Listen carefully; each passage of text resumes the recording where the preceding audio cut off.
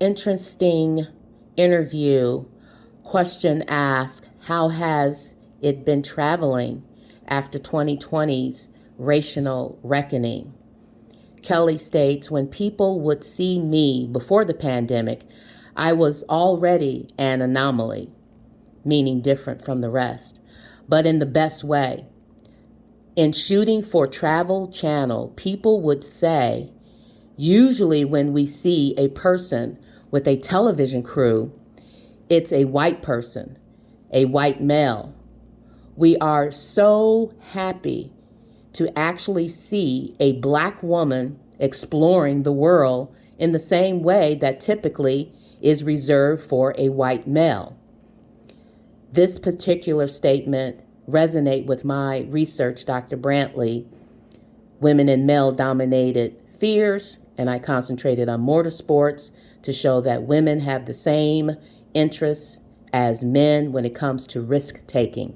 And this is an example of risk-taking. Flying in the air, aviation, definitely risk-taking. She continues, post-2020, I think people are even more thrilled to see my presence in the world. I think people are more empathetic without saying anything. It's in people's actions. I don't need anybody to tell me about what they think about what's happened. I need you to show me what you think about what happened. How are you treating me when I am at your resort? How are you treating me when I show up to your airplane and rent an airplane? Show up to your airport, I should say, and rent an airplane. That is the difference that I've been looking for. And she continues,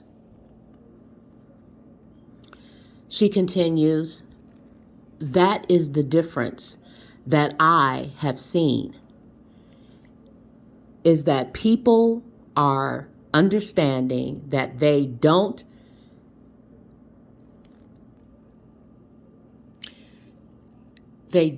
have a choice but to acknowledge myself and my community. That we are human beings, we are capable, we are exceptional, and they need to be comfortable with it. Because we are here referring to diverse nationalities and cultures, black and brown skin, that our voices are louder than ever, especially after the BLM movement. And because they smoke, people are falling in line, whether they want to or not. And Kelly Edwards says that she is okay with that. Continuing Miss Edwards' Q&A, what do you tell young people of color about aviation? The gifts of aviation, she states, is that the gift of flight can benefit them in more ways than one. Number one, it's not just about physically getting into the airplane. It will teach women, minorities, that the sky is not the limit.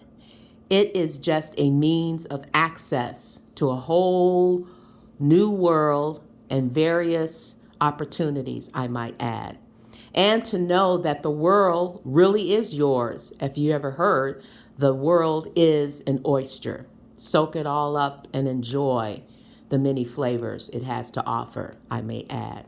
No one can take away the power of flight, and I might add, no one can take away the power of your education.